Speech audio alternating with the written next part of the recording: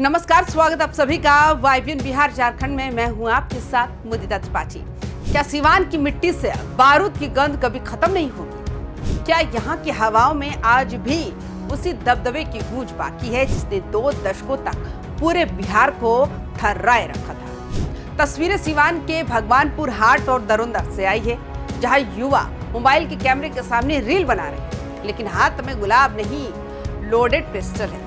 कोई कारतूस को जेब में रखकर चुनौती दे रहा है तो कोई डबल धमाका करने के लिए दोनों हाथों में हथियार लहरा रहा है। लेकिन रुकिए, ये सिर्फ एक रील नहीं, ये एक गहरी बीमारी है जो सिवान के कड़ कड़ में बसी है। सवाल ये है कि इन युवाओं के हाथों में ये हथियार पहुंचाने वाला असली गुनहगार कौन है? क्या ये सिर्फ रील का शौक है या फिर शहाब के उस दौर की वापसी जो सिवान की पहचान बन चुका था? आखिर क्यों सिवान का हर युवा खुद को बादशाह और शाहब समझने की भूल कर रहा है? आज की रिपोर्ट सिवान के उस खौफनाक इतिहास और वर्तमान का आईना है। वीडियो को गौर से देखिएगा क्योंकि ये लड़ाई एक साम्राज्य की विरासत की है। दोस्तों, सिवान में जो आज हो रहा है वो नया नहीं है। भगवानपुर हाट के नगवा गांव का आदित्य कुमार हो या दरौंदा का विक्की कुमार, इनके चेहरों पर जो मुस्कान है वो किसी खिलौनों के साथ नहीं बल्कि मौत के सम्मान के साथ है। ये युवा जिस तरह से हथियार लहरा रहे हैं उससे साफ पता चलता है कि इन्हें कानून का डर नहीं बल्कि दबदबे का शौक है। लेकिन ये शौक आया कहां से? सिवान के युवाओं को लगता है कि अगर हाथ में कट्टा है तो राज हमारा है, ये साम्राज्य हमारा है। उन्हें लगता है हथियार ही वो सीढ़ी है जो उन्हें रातों रात शहाब बना देगी। लेकिन ये सोचना उनकी गलती है या उस माहौल की जो उन्हें पिछले 25 सालों से परोसा गया है। सिवान में हथियार लहराना एक रिवाज बन चुका है और आज की युवा पीढ़ी उसी जहरीली परंपरा की संवाहक बनी हुई है। आखिर क्या वजह है कि सिवान के ही युवाओं में ही यह हथियार वाला जुनून सबसे ज्यादा दिखता है? क्या ये वहां की मिट्टी का असर है या उस परवरिश का जो पिछले 3 दशकों से वहां दी जा रही है? सिवान के कई इलाकों में आज भी ये माना जाता है अगर आपके पास हथियार नहीं है तो आपकी आवाज में दम नहीं है। ये जो आदित्य और विक्की जैसे लड़के रील बना रहे हैं, ये दरअसल उस विषाक्त मर्दानगी यानी टॉक्सिक मैस्कुलिनिटी का हिस्सा है जो सिवान में वीरता का पैमाना मानी जाती है। वहां का युवा आज भी उस दौर की कहानियों को सुनकर बड़ा हो रहा है जहां साहब का एक इशारा कानून से बड़ा होता था। रील बनाने की ये होड़ दरअसल फेम पाने का नहीं बल्कि इलाके में अपनी दहशत कायम करने का एक डिजिटल तरीका बन गया है। सिवान की बात हो और शहाब का जिक्र ना आए ये मुमकिन नहीं। एक दौर था जब यहाँ शहाबुद्दीन का सिक्का चलता था, उनकी एक आवाज पर सिवान ठहर जाता था। आज शहाबुद्दीन भले ही ना हो लेकिन उनकी हनक आज भी यहाँ की गलियों में जिंदा है। अब चर्चा होती है उसामा शहाब। उसामा शाह पहले भी एक शादी समारोह में पहुंचे थे। वहां जो माहौल था, जो भड़काऊ गाने बज रहे थे और जिस तरह से उसामा का रौब दिख रहा था, उसने पुराने लोगों को 20 से 25 साल पुराने दौर की याद दिला दी थी। उसामा शाह भले ही सक्रिय राजनीति में है लेकिन उनकी मौजूदगी ही युवाओं के लिए एक सिंबल बन जाती है। सिवान के लड़कों को लगता है अगर शाह परिवार की हनक कायम है तो उन्हें भी उसी रास्ते पर चलना चाहिए।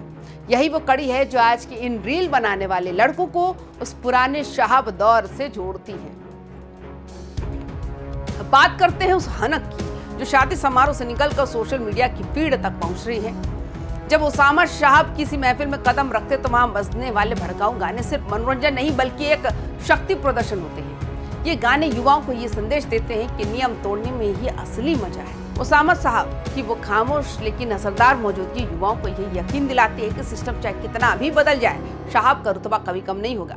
यही वो रोल मॉडल है जिसे सिवान का युवा फॉलो कर रहा है। उन्हें लगता है कि अगर वे भी हाथ में हथियार लेकर वीडियो बनाएंगे तो शायद उन्हें भी वही सम्मान और वही खौफ मिलेगा जो कभी शहाबुद्दीन के करीबियों को मिलता था। सवाल बड़ा है, जिम्मेदार कौन? क्या वो युवा जिम्मेदार है जिनके पास रोजगार नहीं है लेकिन हाथ में पिस्टल है, या वो व्यवस्था जिम्मेदार है जिसने सिवान को हमेशा एक खास चेहरे के दबदबे के नीचे रहने दिया? सिवान के कड़ कड़ में ये बात बैठ गई है कि सत्ता और सम्मान सिर्फ बंदूक की नली से निकलता है। जब युवाओं को ये भरोसा हो जाता है कि अगर हमारे हाथ में हथियार है तो हम ही बादशाह हैं, हम ही शहाब हैं, तब कानून व्यवस्था सिर्फ एक मजाक बनकर रह जाती है। सिवान के हर थाने की पुलिस इन लड़कों को ढूंढ रही है, छापेमारी कर रही है, लेकिन क्या सिर्फ 2 लड़कों को पकड़ लेने से वो मानसिकता खत्म हो जाएगी जो उसामा साहब के नाम पर आज भी सिवान में पल रही है? भगवानपुर हाट और दरौंदा थाने की पुलिस भले ही छापेमारी कर रही हो, लेकिन सवाल ये है कि ये हथियार इन युवाओं तक पहुंच कैसे रहे हैं? सिवान में अवैध हथियारों की मंडी क्या आज भी उतनी ही सक्रिय है जितनी 20 साल पहले थी? जब एक युवक खुलेआम रील बनाकर पुलिस को चुनौती देता है तो इसका मतलब साफ है कि उसे कानून के डंडे का डर बिल्कुल भी नहीं है। उसे भरोसा है कि उसकी विरासत और उसके आका उसे बचा लेंगे। सिवान में साहब का दौर खत्म होने के दावे तो बहुत किए गए, लेकिन क्या वाकई वो खौफ खत्म हुआ या फिर वो खौफ अब डिजिटल होकर मोबाइल की स्क्रीन पर नाच रहा है? पुलिस की ये छापेमारी सिर्फ लक्षणों का इलाज है, उस बीमारी का नहीं जो सिवान के रग रग में बस चुकी है। ये जो रील आज वायरल हो रही है ये कल के एफआईआर और परसों की जेल की कहानी है, लेकिन सिवान के इन युवाओं को ये समझ नहीं आता। उन्हें तो बस वो बादशाहत चाहिए जो उनके पूर्वजों ने देखी थी। उन्हें वही हनक चाहिए जो शहाबुद्दीन के दौर में हुआ करती थी। उसामा साहब की एक झलक पाने के लिए उमड़ने वाली भीड़ और उस शादी समारोह में गूंजते भड़काऊ गाने ये साबित करते हैं कि सिवान में हनक का शौक अभी गया नहीं है।